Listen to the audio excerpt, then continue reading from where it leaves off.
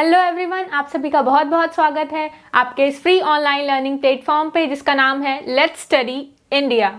मेरा नाम अवंतिका सिंह है और आज हम फर्स्ट सेमेस्टर की 3rd यूनिट का टॉपिक स्टार्ट करने जा रहे हैं। टॉपिक है क्रोमोसोम का स्ट्रक्चर और क्रोमैटिन का ऑर्गेनाइजेशन। यहाँ पे हम देखेंगे कि हाउ द क्रोमोसोम का पूरा स्ट्रक्चर कैसा होता है, उसके अंदर जो क्रोमैटिन्स होती हैं उसका ऑर्गेनाइजेशन क्या होता है। सबसे पहले देखते हैं कि क्रोमैटिन क्या होती हैं। क्रोमैटिन का मतलब होता है DNA plus histone protein. Histone is a protein along with DNA forms a chromatin। देखिए हिस्टोन प्रोटीन ये होती है।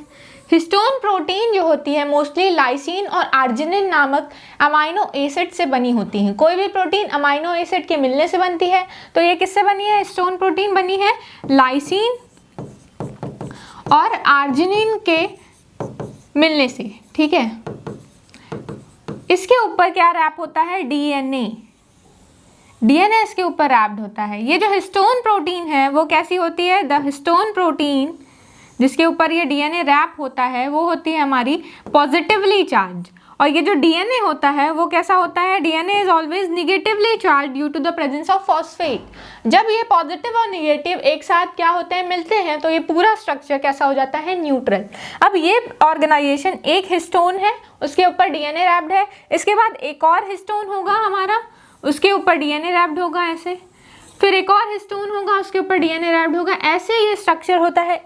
एक इसको बोलेंगे एक हिस्टोन और उसके ऊपर जो डीएनए रैप्ड है उसको बोलते हैं न्यूक्लियोसोम। ठीक है, और ये पूरे न्यूक्लियोसोम के यूनिट को मिला करके, कई सारे इसको मिला करके बोलते हैं हमारा क्रोमैटिन। ऐसे कई स्ट्रक्चर एक साथ मिल जाते हैं तो इसी को बोलते हैं क्रोमैटिन। क्रोमैटिन जब कंडेंस होती जाती है बहुत ज़्यादा कंडेंस हो जाती है, अप्रॉक्स 1400 नैनोमीटर जब इसकी क्या होती है? कंडेंस हो जाती है स्टेट, तब ये किस में बदल जाता है? क्रोमोसोम में।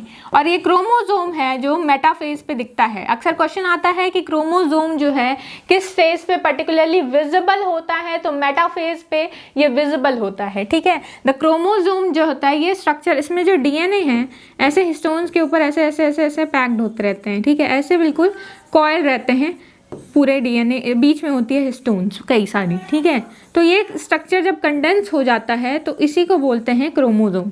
ओके, चलिए आपका टॉपिक अब स्टार्ट करते हैं। This is the structure of chromosome. Chromosome में बीच में क्या होता है? सेंट्रोमियर। और ये जो दो क्रोमैटिड्स एक साथ मिलती हैं इसको बोलते हैं सिस्टर क्रोमैटिड। ये दोनों सिस्टर हैं और ये दोनों सिस्टर हैं, दिस इज सिस्टर। और ऐसा ही अगर एक और क्रोमोसोम हम ले लेंगे तो वो हो जाएगी नॉन सिस्टर क्रोमैटिड्स, जो कि मैंने आपको एक बार अलग वीडियो में समझाया हुआ है कि अगर ऐसा एक और क्रोमोसोम है तो ये दोनों हो जाएंगी नॉन सिस्टर क्रोमैटिड्स। बट ये दोनों और ये दोनों सिस्टर हैं, ये दोनों सिस्टर हैं, बट ये इसका एक क्रोमोसोम का पार्ट, मतलब ये एक पार्ट और ये दोनों नॉन सिस्टर हैं। ठीक है, चलिए समझते हैं कि क्रोमैटिन की ऑर्गेनाइजेशन कैसे होती है। क्रोमैटिन की ऑर्गेनाइजेशन कैसे होती है? क्रोमैटिन के ऊपर यानी कि हिस्टोन प्रोटीन्स के ऊपर डीएनए जब होता है उसके अराउंड ट्विस्टेड होता है, एक समझ लीजिए बॉल है उसके ऊपर थ्रेड लपेटा हुआ है, तो इन दोनों के मिक्सचर को ही हम कहते हैं क्रोमैटिन। क्रोमैटिन क्या होता है? इसके अंदर डीएनए होती है और प्रोटीन्स होता है। DNA is negatively charge and protein is positively charge. DNA negatively charge होता है फॉस्फेट ग्रुप की प्रेजेंस की वजह से। देन इन्हीं के जब ये दोनों मिलके हैं, ये प्रोटीन जो होती हैं मोस्टली कैसी होती हैं? बेसिक, और डीएनए इज एसिडिक। देन दोनों मिलाकर के क्या बनाते हैं? हिस्टोन्स। उसके बाद ये जो क्रोमोसोम है जब ये टाइनी जब पैक हो जाता है, बहुत ज़्यादा पैक होते होते क्या बना लेते हैं? क्रोमोसोम। ठीक है, बहुत ज़्यादा जब पैक हो जाते हैं, एक इसको सेल के न्यूक्लियस के अंदर ये पैक होकर के एक न्यूक्लियस के अंदर ये घुस जाते हैं। देखिए डीएनए, अगर हमारा डीएनए है उसको अगर स्ट्रेच कर दें तो बहुत लंबा होता है डीएनए। मतलब यहाँ अर्थ से वो मून तक, मतलब मून के बाद मान लीजिए सन तक जाकर के वापस आ सकता है। कई राउंड अर्थ को लपेटा जा सकता है बस 1% के डीएनए से। इतना बड़ा होता है हमारा डीएनए, बट वो एक छोटे से सेल के भी न्यूक्लियस के अंदर आ जाता है। जब उसको कंडेंस कर दिया जाता है, बहुत ज़्यादा कंडेंस कर देंगे तो वो सेल के न्यूक्लियस के अंदर फिट हो जाता है। यही हम पढ़ेंगे कैसे से ये इतना कंडेंस होकर के एक न्यूक्लियस के अंदर फिट हो जाता है। तो यहाँ पे हम बताएंगे कि ये दो तरीके की होती है क्रोमैटिन्स, दो तरीके की होती है, एक होती है यूक्रोमैटिन्स और एक होती है हेटेरोक्रोमैटिन्स। यूक्रोमैटिन जो होती हैं वो क्या होती हैं, थोड़ी सी ये होती हैं फ्री, ठीक है, मतलब दूर दूर होती हैं। ये क्रोमैटिन्स एक दूसरे से थोड़ी थोड़ी डिस्टेंस पे प्रेजेंट है इन कंपैरिजन टू हिस्टोन्स जो हैं आपस में कंडेंस होती हैं। अब ये जो यूक्रोमैटिन्स हैं यही जो है हमें क्या करती है, हेल्प करती हैं डीएनए से आरएनए बनाने के लिए। जब डीएनए से आरएनए बनता है इस प्रोसेस को बोलते हैं ट्रांसक्रिप्शन। तो ट्रांसक्रिप्शन के लिए ये यूक्रोमैटिन जो है वो रिस्पॉन्सिबल होती हैं। यूक्रोमैटिन जो स्ट्रक्चर है आप देख पा रहे हो इसमें क्या है, ये है हिस्टोन प्रोटीन। जो orange colour circular form is the histone protein और उसके ऊपर जो ग्रीन कलर का स्ट्रक्चर है उसको हम क्या बोल रहे हैं, वो है हमारा डीएनए।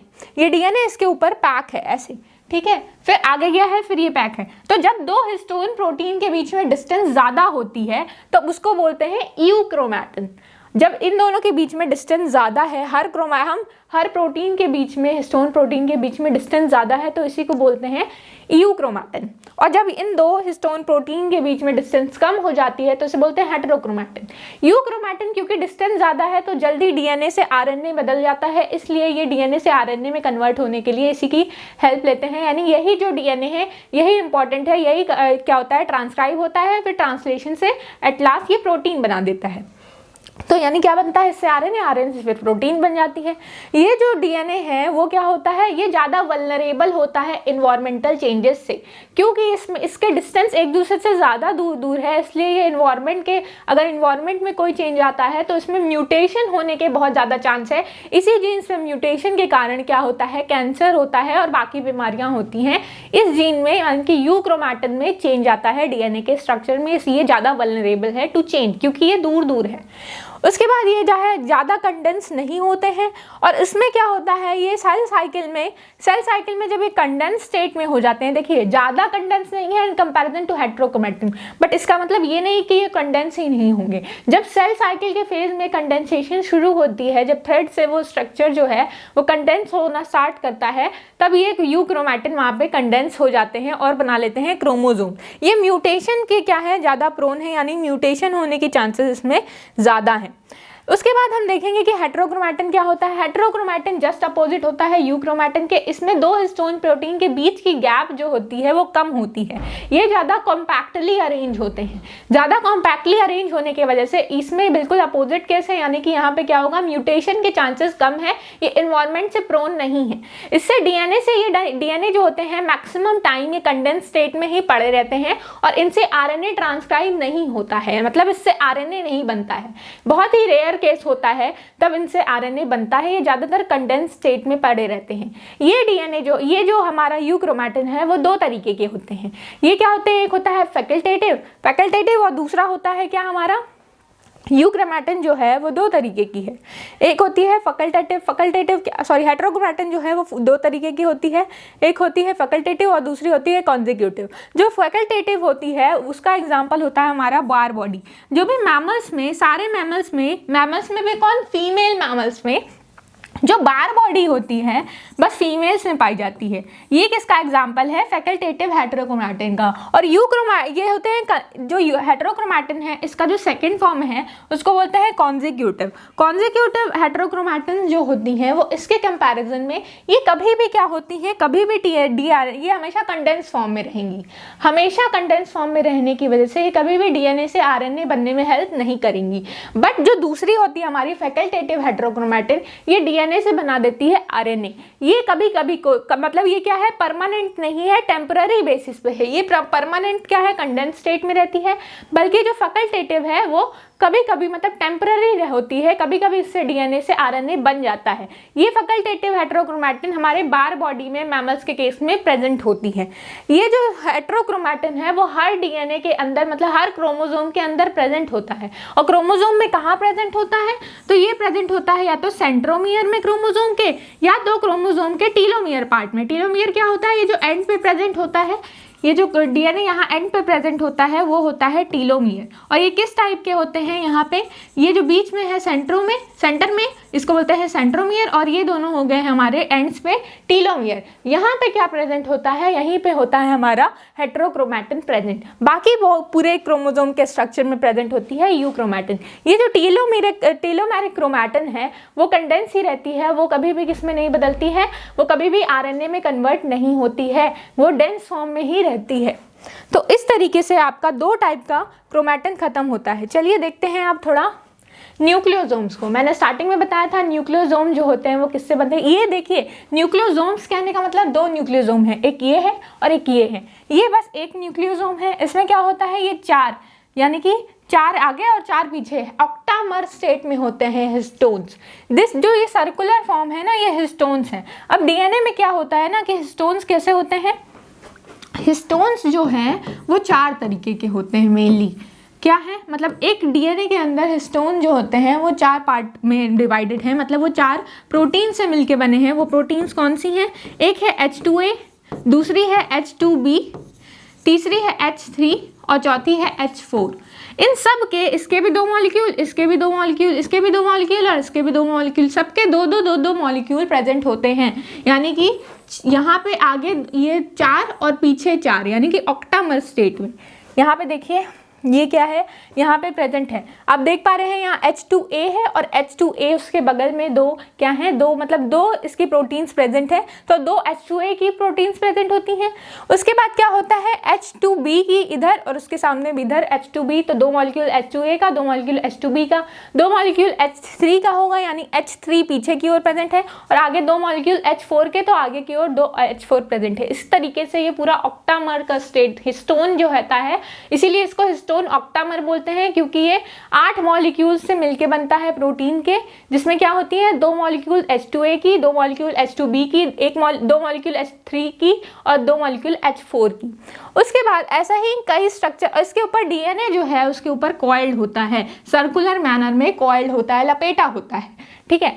तो ये ऐसा एक स्ट्रक्चर और है इसके बगल में। तो 2 न्यूक्लियोसोम जो है यहाँ प्रेजेंट है और कई न्यूक्लियोसोम मिल करके ही क्रोमैटिन बनाते हैं।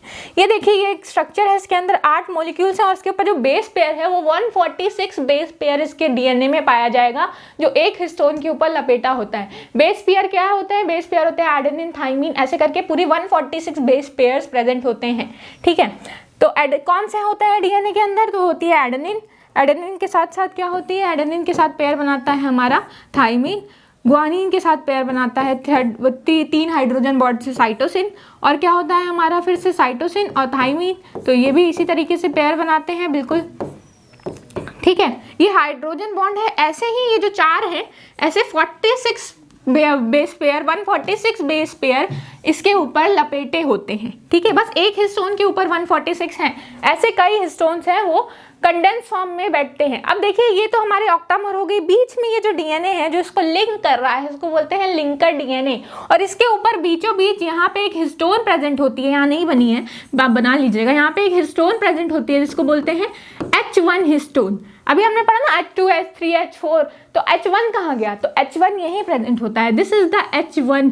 यहाँ पे H1 हिस्टोन प्रेजेंट होता है, ये 2 डीएनए के बीच में लिंकर का काम करता है, इसलिए इसको लिंकेज हिस्टोन के नाम से भी जानते हैं। H1 हिस्टोन को हम लिंकेज हिस्टोन के नाम से भी जानते हैं, ठीक है, लिंकेज कर रहा है ना। और इस लिंकेज हिस्टोन के प्रेजेंट होने की वजह से ये 2 हिस्टोन जो होते हैं वो कॉम्पैक्ट हो जाते हैं, मतलब बिल्कुल पास पास आ जाते हैं। अभी दूर दूर थे, अब और पास आ जाएंगे, किसकी वजह से, H1 लिंकेज हिस्टोन की वजह से। H1 क्या है, इज अ लिंकेज हिस्टोन, ये इनको लिंक करने का काम करता है, बीच में जोड़ने का काम करता है, दोनों को ऐसे पकड़ के रखता है, ठीक है। यहाँ पे ये लिंकेज हिस्टोन जो है वो दोनों को पास लाने का काम करता है। देन अगर हम ये इस स्ट्रक्चर को, एक स्ट्रक्चर को बोल रहे थे न्यूक्लियोसोम, तो न्यूक्लियोसोम के बारे में देख लेते हैं थोड़ा। न्यूक्लियोसोम जो होता है वो 2, मतलब अगर डीएनए एक है तो एक डीएनए का स्ट्रेच जो होता है वो 2 मीटर लंबा होता है, बस एक डीएनए का स्ट्रेच 2 मीटर लंबा होता है। उसको हम एक सेल के अंदर हटा देते हैं, सेल के अंदर भी एक न्यूक्लियस के अंदर हटा देते हैं, वो भी कंडेंस करके। तो कितना कंडेंस करते हैं उसको, न्यूक्लियस के अंदर 10 मिलीमीटर इन डायमीटर में, उसको 10 मिलीमीटर इन डायमीटर में क्या होता है, न्यूक्लियस के अंदर, जो न्यूक्लियस का साइज है उसके अंदर हम हटा देते हैं।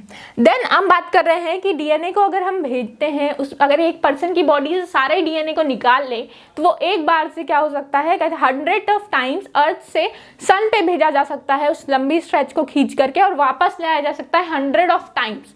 ठीक है, उसके बाद आपको बताया जा रहा है कि यूक्रोमैटिन यानी कि यूकैरियोटिक हेटेरो जो क्रोमैटिन होती हैं, यूकैरियोट्स पहले क्या होते हैं जिसमें न्यूक्लियस वेल डिफाइंड होता है।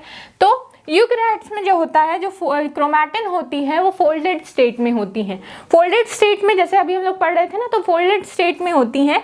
इसी वजह से ये जो होती है कि बहुत तरीके से ये सेवरल वेज में हो सकती हैं फोल्डेड। तो ये क्या हो सकता है, एक इंसान के अंदर बहुत ही ज़्यादा कंपोज यानी कॉम्पैक्ट स्ट्रक्चर ही बनाती हैं, इतना ज़्यादा कंडेंस कर दी जाती हैं ताकि वो एक न्यूक्लियस के अंदर अट जाए। ठीक है, अगर हर सेल का न्यूक्लियस अगर डीएनए निकाल करके उसको स्ट्रेच कर लिया जाए तो वो 100 ऑफ टाइम्स यहाँ से कहाँ पहुँच सकता है, सन तक, और वापस आ सकता है ऐसे। उसके बाद बताया जा रहा है कि जो यूकैरियोटिक डीएनए होता है वो बेसिक प्रोटीन मॉलिक्यूल्स के से उसके साथ क्या होते हैं, बेसिक प्रोटीन मॉलिक्यूल जुड़े होते हैं जिसको हम कहते हैं हिस्टोन्स। हिस्टोन्स क्या होते हैं, बेसिक इन नेचर होते हैं। बेसिक होने की वजह से ये क्या होते हैं, पॉजिटिवली चार्ज होते हैं। इसी की वजह से डीएनए इनके ऊपर अटैच होता है, क्योंकि डीएनए निगेटिवली चार्ज होता है। DNA is negatively charge because of the presence of phosphate there. ठीक है, तो यहाँ पे जो इस स्ट्रक्चर को हम बोलते हैं न्यूक्लियर जोन। न्यूक्लियर जोन में क्या होता है, ये दोनों एक हिस्टोन और डीएनए आपस में अटैच होते हैं। देन इसके अंदर जो 4 प्रोटीन्स थी मैंने आपको बताया कि H2A, H2B, H3 and H4 ये दो मॉलिक्यूल्स प्रेजेंट होते हैं। साथ साथ H1 हिस्टोन भी प्रेजेंट होते हैं जो लिंकेज का काम करते हैं दो हिस्टोन मॉलिक्यूल्स के बीच में, दो न्यूक्लियोसोम्स के बीच में। ठीक है, न्यूक्लियोसोम और न्यूक्लियस और न्यूक्लियोलस में कंफ्यूज नहीं होना है। ठीक है, देखिए एक बार बताते हैं कि न्यूक्लियस क्या होता है। एक सेल होती है, सेल का जो सेंटर पार्ट होता है वो होता है न्यूक्लियस। इसके अंदर बिल्कुल सेंटर में होता है न्यूक्लियोसोम। अब यहाँ पे जो क्रोमोसोम्स प्रेजेंट होते हैं, क्रोमोसोम्स का भी एक स्ट्रक्चर अगर खोल लिया जाए, एक स्ट्रेच खोल लेते हैं एक डीएनए का, तो ये क्या होता है, ऐसे डीएनए जो है वो हिस्टोन प्रोटीन पे ऐसे लपेटी होती हैं। ठीक है, अब ये जो इस पार्ट को हम कहते हैं न्यूक्लियोसोम्स। ठीक है, मतलब डीएनए अलॉन्ग विथ हिस्टोन्स, और ऐसे कई न्यूक्लियोसोम मिलके क्रोमैटिन का फॉर्मेशन करते हैं। ये होता है, इसके ऊपर 146 बेस पेयर एक हिस्टोन प्रोटीन के ऊपर 146 बेस पेयर लपेटे होते हैं। एक हिस्टोन प्रोटीन के अंदर 8 प्रोटीन के मॉलिक्यूल्स होते हैं जिसको हम कहते हैं, इसी वजह से हिस्टोन को ऑक्टामर भी बोलते हैं, हिस्टोन ऑक्टामर बोलते हैं। ठीक है, उसके बाद न्यूक्लियोसोम के बाद हम पढ़ेंगे कि जिसके आगे हायर ऑर्डर कैसे ये कंडेंसेशन होता है। अब ये कंडेंस कैसे हो रहे हैं, कैसे इतने ऐसे पैक हो जा रहे हैं कि एक न्यूक्लियस के अंदर अट जा रहे हैं। तो क्या होता है ना कि ये जो डीएनए है वो कंडेंस होता जाता है। कंडेंस होते होते ये क्या होता है, 2 नैनोमीटर का एक स्ट्रक्चर फॉर्म कर लेता है।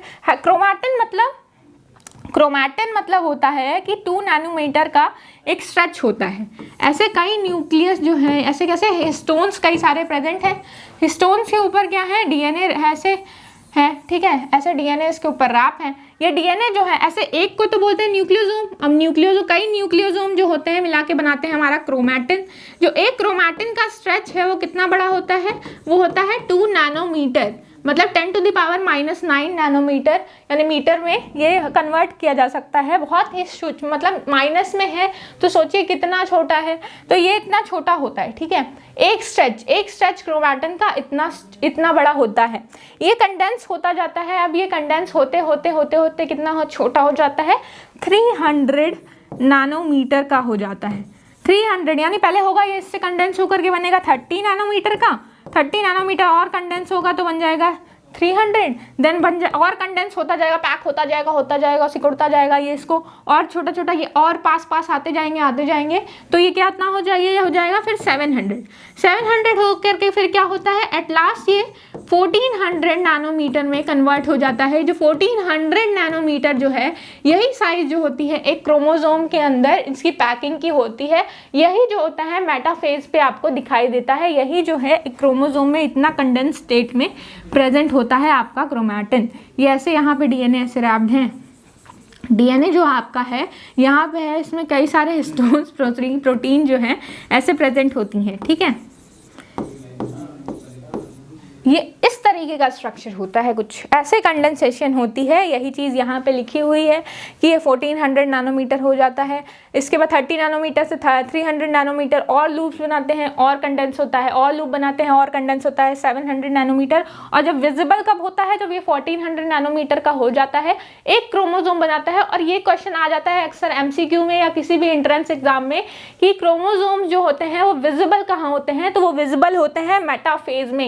ये क्रोमोसोम्स मेटाफेज में जब सेंटर, मेटा मतलब सेंटर में जब अलाइन होते हैं मेटाफेज स्टेट में, तब ये विजिबल हो जाते हैं क्रोमोसोम्स। अभी ये क्रोमैटिन है, थ्रेड लाइक है, बहुत ही थिन था और कंडेंस हुआ और थिन होगा। अब कंडेंस होते होते एक स्टेट ऐसी आएगी जब ये विजिबल हो जाएगा, इतना डार्क हो जाएगा कि हमको दिखने लगेगा। ठीक है, तो ये क्या रहा है, एक एवरेज लूप में हम देखते हैं, एक एवरेज मतलब कि आम इंसान की आम बॉडी, मतलब एक नॉर्मल पर्सन है उसमें एडल्ट की बॉडी में हम देखते हैं कि क्या होता है, 10,000 यानी 1,00,000 यानी कि 1,00,000 बेस पेयर जो होते हैं प्रेजेंट होते हैं एक डीएनए स्ट्रक्चर के अंदर, जिसमें 300 नैनोमीटर के अंदर क्या होता है, 1,00,000 बेस पेयर्स अरेंज होते हैं। जब ये कंडेंस हो जाता है, इस अभी 300 नैनोमीटर जब लेंथ का होता है तो उसके अंदर कितने बेस पेयर्स प्रेजेंट होते हैं, 1,00,000 बेस पेयर्स प्रेजेंट होते हैं। ऑन एन एवरेज बात की जा रही है, तो यहाँ 20,000 से लेकर के 1,00,000 इसका बेस पेयर्स का हो सकता है 300 नैनोमीटर अगर इसकी कंडेंस स्टेट होती है तो।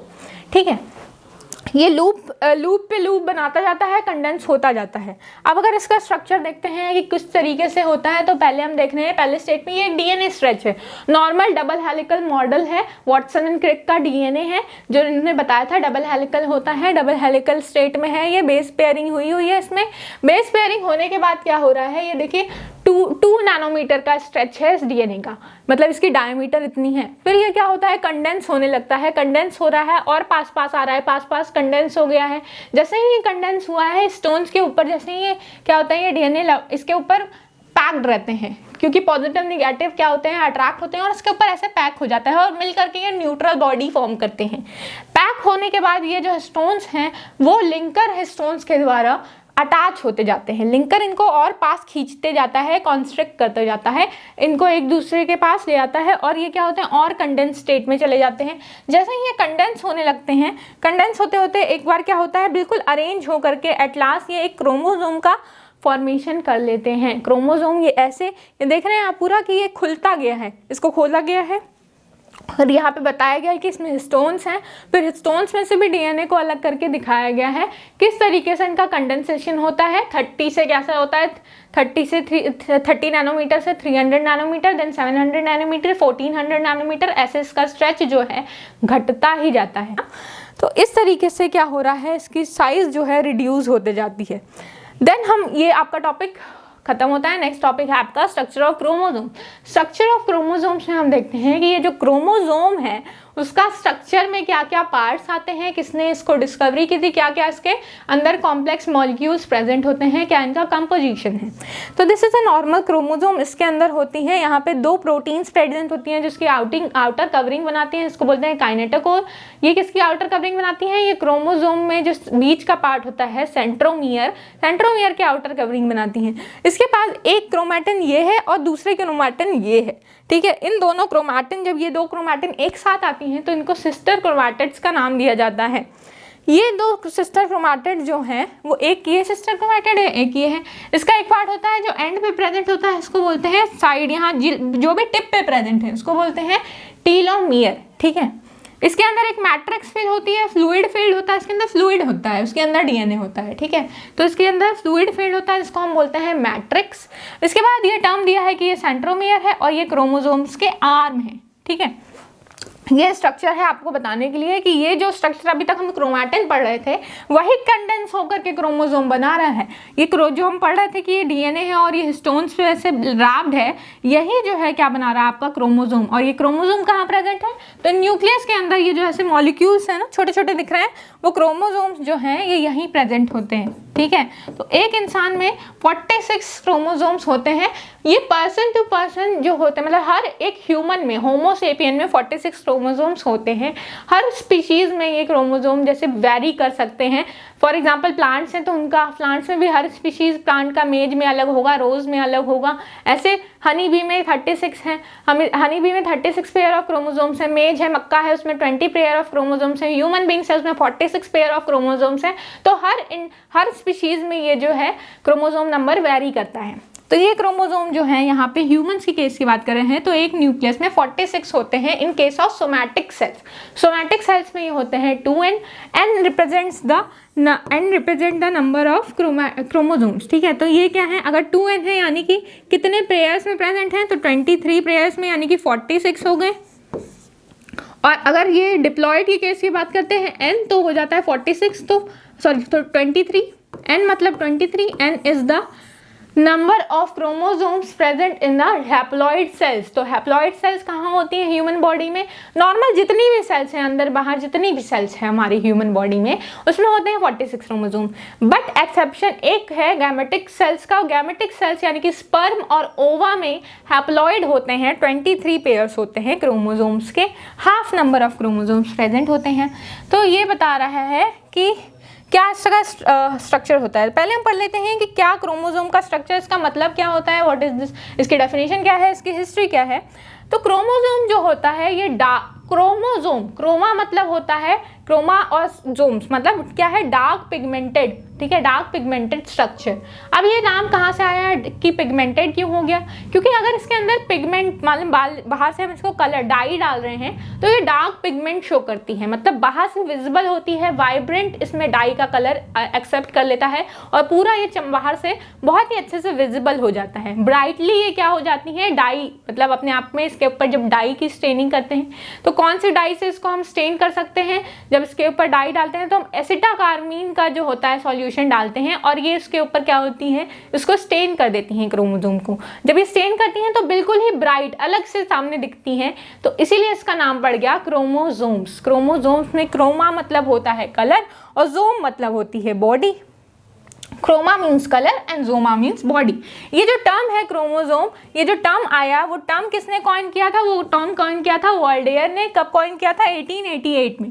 इसकी डिस्कवरी 1875 में ही हो गई थी। 1875 में डिस्कवरी की थी इनकी, किसने? स्ट्रॉसबर्गर ने। ठीक है, तो किसने डिस्कवरी की थी? स्ट्रॉसबर्गर ने। और कब इसकी जो टर्म है, मतलब इन्होंने डिस्कवर कर दिया था कि सेल के अंदर कोई स्ट्रक्चर है जिसको स्टेन करने के बाद ये 46 नंबर्स में दिख रहे हैं, मतलब 23 पेयर्स में है और ये डार्कली कलर्ड बॉडी है इनसाइड द न्यूक्लियस। और इसके बाद ये टर्म क्रोमोसोम इस कलर पिगमेंट की वजह से, मतलब ये डार्कली क्या है, पिगमेंटेड है, तो वर्ल्डेयर ने ये टर्म 1888 में कॉइन कर दिया कि इनका नाम हम रखेंगे क्रोमोसोम, इनको इसी नाम से जाना जाएगा। ये क्या होते हैं? रॉड शेप के होते हैं। देखिए रॉड जैसा होता है ना ये स्ट्रक्चर, रॉड जैसा, तो रॉड शेप के होते हैं ये स्ट्रक्चर। और क्या होते हैं? मेटाफेज के, माइटोसिस के मेटाफेज में आपको दिखते हैं। माइटोसिस में क्या होता है, 2 सेल्स बनती हैं एक सेल से, तो उसके मेटाफेज में ये क्या होते हैं, मेटा मतलब सेंटर में, जब क्रोमोसोम सेंटर में आ जाते हैं ना, ये मेटाफेज वाली स्ट्रक्चर होती है, बिल्कुल सेंटर में आ जाते हैं, मेटा मतलब सेंटर में आ जाते हैं जब क्रोमोसोम्स, तब ये क्या होते हैं, एक साथ अलाइन होते हैं और विजिबल होते हैं, तो बहुत अच्छे से ये दिखते हैं हमको मेटाफेज में। ठीक है, उसके बाद हम पढ़ते हैं कि क्या क्या कंपोनेंट्स इसके अंदर होते हैं। तो क्रोमोसोम जो होते हैं उसके अंदर कई क्या होते हैं, कंपोनेंट्स होते हैं। सेंट्रोमियर होता है एक, सेंट्रोमियर को ही हम क्या कहते हैं, प्राइमरी कॉन्स्ट्रिक्शन, क्योंकि यहीं पे कॉन्स्ट्रिक्शन होता है। सेंट्रोमियर में ही पहला कॉन्स्ट्रिक्शन कहाँ होता है, यहाँ पे देखिए ये है। ठीक है, कॉन्स्ट्रिक्शन प्राइमरी, ये this is the reason of chromosome, centromere centre में है इसलिए सेंट्रोमियर, और ये प्राइमरी कॉन्स्ट्रिक्शन हो रहा है, यहीं पे डीएनए कॉन्स्ट्रिक्ट होते हैं, कॉन्स्ट्रिक्ट पहली बार यहीं पे होता है इसलिए इसको बोलते हैं प्राइमरी कॉन्स्ट्रिक्शन। उसके बाद हम देखते हैं कि इसके स्ट्रक्चर में आती है सेकेंडरी कॉन्स्ट्रिक्शन। तो सेकेंडरी कॉन्स्ट्रिक्शन कहाँ आती है, तो यहाँ आती है। देखिए ये है क्या, this is the normal structure of a chromosome. Chromosome में यहाँ होता है प्राइमरी कंस्ट्रक्शन जिसको हम बोलते हैं सेंट्रोमियर, यहाँ होती है सेकेंडरी कंस्ट्रक्शन जिसको हम बोलते हैं, ये सेकेंडरी कंस्ट्रक्शन है, यहाँ पे डीएनए फिर से एक साथ क्या हो रहे हैं, कॉन्स्ट्रिक्ट हो जा रहे हैं, एकदम पास पास आ जा रहे हैं, ये सेकेंडरी कंस्ट्रक्शन है। फिर ये होती है, यहाँ पे होता है हमारा साइड एंड में क्या प्रेजेंट होता है, टीलोमियर्स। टीलोमियर्स बिल्कुल एंड पे प्रेजेंट होते हैं। बीच में इसके क्या प्रेजेंट होती है, ये मैट्रिक्स, मतलब एक क्या होती है, फ्लूइड फील्ड होती है जिसको हम बोलते हैं मैट्रिक्स। इसके बाद इसमें थ्रेड लाइक स्ट्रक्चर होते हैं जिसको हम बोलते हैं क्रोमोनिमा। ये जो स्ट्रक्चर है डीएनए का, जो एक थ्रेड लाइक स्ट्रक्चर में प्रेजेंट है, थ्रेड की तरह प्रेजेंट है, उसको बोल रहे हैं क्रोमोनिमा। इसके ऊपर बीड्स जैसा स्ट्रक्चर होता है, देखिए बीड्स प्रेजेंट है ना, बीड मतलब छोटे छोटे बीड्स इसके ऊपर प्रेजेंट हैं, इसी बीड्स को हम बोलते हैं क्रोमोमियर। देखिए सेंट्रोमियर और क्रोमोमियर में डिफरेंस है, यहाँ पे जो सेंटर में प्रेजेंट है इसको बोलते हैं सेंट्रोमियर, और जब ये क्रोमोनिमा के ऊपर जो बीड्स प्रेजेंट है उसको बोलते हैं क्रोमोमियर। ठीक है, MO एक एक्स्ट्रा है बीच में। ओके, देन इसके ऊपर जो फ्लूइड फील्ड होता है उसको बोलते हैं मैट्रिक्स, और बाहर की जो कवरिंग होती है उसको बोलते हैं पेलिकल।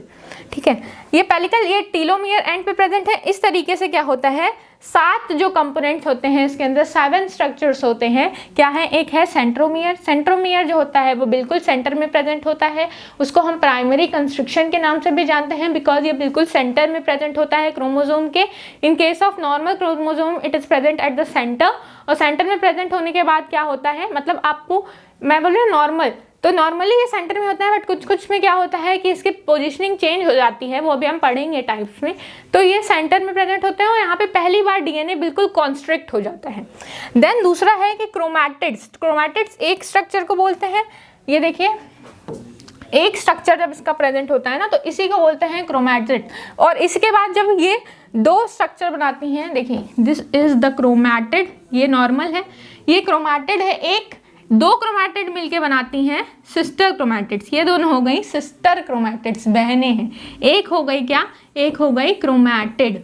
ठीक है, तो ये हो गया एक क्रोमैटिड है, इसके पेयर में प्रेजेंट हो जाती है क्रोमोसोम के अंदर। सेकेंडरी कॉन्स्ट्रक्शन ये कहाँ होता है, इसके सेकेंडरी कॉन्स्ट्रक्शन हम देखते हैं यहाँ पे ये हो जाता है कॉन्स्ट्रिक्ट। तो this is the secondary construction. ये क्या है, यहाँ पे फिर से क्रोमोसोम जो हो रहे हैं, मतलब डीएनए जो है वहाँ पे कंस्ट्रिक्ट हो जा रहा है, इसलिए इसको बोल रहे हैं सेकेंडरी कंस्ट्रक्शन। यही जो होती है, ये अलग से जो बॉडी प्रेजेंट है इसी को हम बोलते हैं सैटेलाइट। सैटेलाइट बहुत ही इंपॉर्टेंट होती है, ये हर इंडिविजुअल में कैरेक्टर एक दूसरे से अलग होता है इनका, और सैटेलाइट जो होती है वो जीनोमिक सिक्वेंसिंग में बहुत ही इंपॉर्टेंट रोल प्ले करती है। देन आता है टीलोमियर। टीलोमियर प्रेजेंट होते हैं क्रोमोसोम्स के, हर क्रोमोसोम्स में यानी क्रोमैटिड्स के टिप पे प्रेजेंट होते हैं टीलोमियर। टीलोमियर जो होते हैं टिप पे प्रेजेंट होते हैं, तो टिप पे कौन सी प्रेजेंट थी, हमारी हेट्रोक्रोमैटिड्स जो होती हैं यहाँ प्रेजेंट होती हैं। हेट्रोक्रोमैटिड्स मतलब यहाँ पे बहुत ही कंडेंस फॉर्म में प्रेजेंट होते हैं, हमारे डीएनए हिस्टोन प्रोटीन के साथ कंडेंस फॉर्म में प्रेजेंट होते हैं, और ये डीएनए से आरएनए में कन्वर्ट नहीं होते हैं। देन आती है बात की क्रोमोमियर की। तो क्रोमोमियर हमने अभी आपको दिखाया ही, chromomere beads like structure present होता है, बीड लाइक स्ट्रक्चर प्रेजेंट होता है क्रोमोनिमा के ऊपर। फिर है क्रोमोनिमा, तो ये क्रोमोनिमा जो है इसके अंदर प्रेजेंट होती है, और फिर आता है मैट्रिक्स जो फ्लूइड है। ये देखिए क्रोमोनिमा क्या है, तो ये एक थ्रेड लाइक स्ट्रक्चर है जो हमारा क्रोमोसोम्स में क्रोमैटिड्स में प्रेजेंट होता है, जिसके ऊपर बीड लाइक स्ट्रक्चर ऐसे छोटी छोटी बीड्स प्रेजेंट होती हैं, यहाँ पे वो होती हैं हर डीएनए पे, तो वो होती हैं क्रोमोमियर। और इसमें जो फ्लूइड फील्ड होता है इसी को बोलते हैं, एक क्रोमैटिड या दोनों क्रोमैटिड के क्रोमोसोम्स के अंदर उसी फ्लूइड को बोलते हैं मैट्रिक्स। तो ये 7 स्ट्रक्चर्स होते हैं। देन इसके कुछ फीचर्स देख लेते हैं कि क्या क्या फीचर्स हैं। फीचर्स बहुत सारे होते हैं। एक तो क्या है कि मेटाफेज पे विजिबल है, ये बार बार बोल रही हूँ, that is very important. Metaphase पे ये विजिबल होते हैं, कौन, क्रोमोसोम्स। देन ये क्या होता है, लीनियर फैशन में अटैच होते हैं। लीनियर फैशन मतलब कि एक साथ ये लाइन से सीक्वेंस सीधे प्लेन पे प्रेजेंट होते हैं और बिल्कुल लीनियर फैशन में अरेंज होते हैं। लीनियर मतलब सीधा सीधा, ठीक है। और क्या होता है कि इनकी साइज और शेप जो होती है ये इंडिविजुअल टू इंडिविजुअल वैरी करता है। इसका नंबर और स्पीशीज के साथ, मतलब इसका साइज, अब कितना किस डीएनए का किसका कितना साइज है वो पर्सन टू पर्सन नहीं, हर स्पीशीज टू स्पीशीज वैरी करता है। और इसका साइज और इसके नंबर क्रोमोसोम्स के हर स्पीशीज टू स्पीशीज वैरी करते हैं, whether it is a plant और एनिमल, कौन फंजाई है कि बैक्टीरिया है, तो इसका स्ट्रक्चर जो है वो अलग अलग होता है, ठीक है, हर एनिमल और हर प्लांट्स के अंदर। देन क्रोमैटिड्स जो होती हैं वो कैसी होती हैं, क्रोमोसोम्स जो होते हैं वो खुद डुप्लीकेट कर जाते हैं, सेल्फ डुप्लीकेशन की प्रॉपर्टी रखते हैं, तभी तो ये सिस्टर क्रोमैटिड्स का फॉर्मेशन करते हैं ना। सिस्टर क्रोमैटिड्स का फॉर्मेशन करने का मतलब क्या है कि एक क्रोमोसोम अपने आप को डुप्लीकेट बनाता है, बिल्कुल अपनी कॉपी तैयार कर देता है, रेप्लिका तैयार करता है। ये देखिए रेप्लिका तैयार करेगा तभी तो इसका सेकंड पार्टनर आता है, सिस्टर क्रोमैटिड्स आती हैं। तो ये यहाँ पे जो डीएनए प्रेजेंट होता है ना, इसकी बिल्कुल रेप्लिका यहाँ पे तैयार होती है, इसकी कॉपी तैयार होती है इसमें। तो इसीलिए इसको बोलते हैं कि इसके पास प्रॉपर्टी होती है सेल्फ डुप्लीकेशन। देन क्रोमोसोम जो होते हैं उसमें DNA, RNA and proteins, this is nothing, यहाँ टाइप हो गया, डीएनए, आरएनए और प्रोटीन्स प्रेजेंट होते हैं। एक क्रोमोसोम में डीएनए, आरएनए और प्रोटीन्स प्रेजेंट होते हैं, यानी कि इसके कंस्टिट्यूएंट्स क्या है, डीएनए, आरएनए और प्रोटीन्स। तो केमिकल कंपोजिशन देख लेते हैं कि न्यूक्लियो प्रोटीन स्ट्रक्चर है, मतलब न्यूक्लिक मैटर और प्रोटीन से मिलकर बना है। न्यूक्लियो मैटर क्या है कि डीएनए, आरएनए, साथ साथ क्या है, प्रोटीन्स प्रेजेंट है। जो न्यूक्लिया यानी कि डीएनए जो है वो कितना कंस्टिट्यूएंट होता है उसका 30 to 40% एक क्रोमोसोम के अंदर एक डीएनए ही होता है। देन 50 to 60% जो होता है प्रोटीन होती है, और बहुत ही कम मात्रा में आरएनए भी प्रेजेंट होता है। किसी किसी स्पीशीज में 0.5 भी हो सकता है, किसी किसी स्पीशीज में अप टू 10% भी आरएनए हो सकता है। तो ये इतनी कंस्टिट्यूएंट एक क्रोमोसोम के अंदर इन तीनों मैटर की होती है। एक एक करके देखते हैं। पहले हम डीएनए की बात करते हैं। तो डीएनए जो होता है वो सोमैटिक सेल्स में इसकी अमाउंट क्या होती है, ज़्यादा होती है, और जब हम हैप्लॉइड केस की बात करते हैं तो वो तुरंत हाफ हो जाती है, क्योंकि हमको पता है कि 2n स्टेट में होता है डिप्लॉइड 46, और जहाँ हैप्लॉइड सेल्स की यानी गैमेटिक सेल्स की बात करते हैं वहाँ पे तुरंत हाफ हो जाता है, 23 हो जाता है। जैसे कि हम किसी और की बात कर रहे हैं तो किसी भी चीज़ में गैमेटिक सेल्स में ये तुरंत हाफ हो जाता है, यानी कि डीएनए का कॉन्स्टिट्यूएंट गैमेटिक सेल्स में हाफ हो जाता है। देन अगर हम बात करते हैं आरएनए की, तो ये 10 से 15% आरएनए जो होता है, अगर हम प्यूरीफाई करें, अगर इसको एक्सट्रैक्ट करके साफ सुथरा करके प्यूरीफाई करें क्रोमैटिन को, तो हम देखेंगे कि 10 से 15% उसके अंदर आरएनए का मैटर भी प्रेजेंट है। आरएनए इसमें से कोई भी हो सकता है, मैसेंजर आरएनए भी हो सकता है, यानी टीआरएनए, मैसेंजर आरएनए, एमआरएनए भी हो सकता है, यानी कि टीआरएनए भी हो सकता है, ट्रांसफर आरएनए, या फिर क्या हो सकता है, आरआरएनए यानी कि राइबोसोमल आरएनए भी प्रेजेंट हो सकता है। अब प्रोटीन की बात रहे तो प्रोटीन दो तरीके की होती है। एक होती है बेसिक प्रोटीन, जिसको हम बोलते हैं हिस्टोन प्रोटीन्स। ये ज़्यादातर जो मात्रा होती है ना हिस्टोन प्रोटीन्स की ही होती है। हिस्टोन प्रोटीन जो होते हैं वो कैसे होते हैं, बेसिक। और ये कैसी होती है, नॉन हिस्टोन प्रोटीन्स एसिडिक होती हैं। ये भी कुछ मात्रा में प्रेजेंट होती हैं इनसाइड अ क्रोमोसोम, ठीक है। अब जो ये हमारा बेसिक प्रोटीन जो हम हिस्टोन देख रहे थे अभी तक कि 2 जो यहाँ पे क्या था अभी, H1, H2, H3, H4, ये सब जो थे ऑक्टामर बना रहे थे, साथ साथ जो लिंकर प्रेजेंट था, ये जो है ये नॉर्मल प्रोटीन थी, बेसिक प्रोटीन थी, इसी को हम हिस्टोन कह रहे थे। साथ साथ ये जो है यहाँ पे एक और प्रोटीन जो होती है प्रेजेंट होती है, जिसको हम एसिडिक प्रोटीन्स के नाम से भी जानते हैं। ये बहुत कम मात्रा में, बहुत ही कम फ्रैक्शन में प्रेजेंट होती हैं। इसका नेचर होता है एसिडिक। ये 20% जो प्रोटीन का कंसेंट, ये 80% प्रेजेंट होता है, ये 20% प्रेजेंट होता है protein mass inside a chromosome. और ये जो होता है इसमें स्पेसिफिकली क्या होते हैं, ये किससे बनता है, तो ये आरएनए, इसमें क्या होता है, आरएनए पॉलीमरेज जो होता है और डीएनए पॉलीमरेज जो होता है। हमारे सेल्स में जो डीएनए पॉलीमरेज और आरएनए पॉलीमरेज हैं वो दोनों क्या हैं, वो यही हैं, नॉन हिस्टोन प्रोटीन्स, ठीक है। इसके बाद हम देखते हैं इसकी टाइप्स क्या क्या हैं। तो 4 मेन टाइप्स होती हैं, क्या है, एक होती है हमारी मेटासेंट्रिक। मेटा मतलब क्या, मेटा मतलब होता है सेंटर, और सेंट्रिक में क्या है, सेंटर में क्या है, क्रोमोमियर, सेंट्रोमियर। सेंट्रोमियर बिल्कुल जब सेंटर में प्रेजेंट होता है तो उसको बोलते हैं मेटासेंट्रिक। जब ये सेंट्रोमियर क्या होता है कि थोड़ा ऊपर है, ठीक है, सेंटर से थोड़ा ऊपर है, तो यानी कि 2 आर्म बना रहा है, एक बना रहा है शॉर्ट आर्म, ये छोटी है इसके कंपैरिजन में, और एक बनाता है लॉन्ग आर्म। तो जब ऊपर शॉर्ट आर्म और नीचे लॉन्ग आर्म आती है तब इसको बोलते हैं सब मेटासेंट्रिक। मेटा मतलब सेंटर में है बट पूरी तरीके से सेंटर में नहीं है, सब यानी कि पूरी तरीके से सेंटर में ना होकर के थोड़ा सा ऊपर है, और 2 आर्म बनती हैं। 2 आर्म जो होती हैं छोटी होती हैं और 2 होती हैं थोड़ी बड़ी, तो इसको बोलते हैं लॉन्ग आर्म।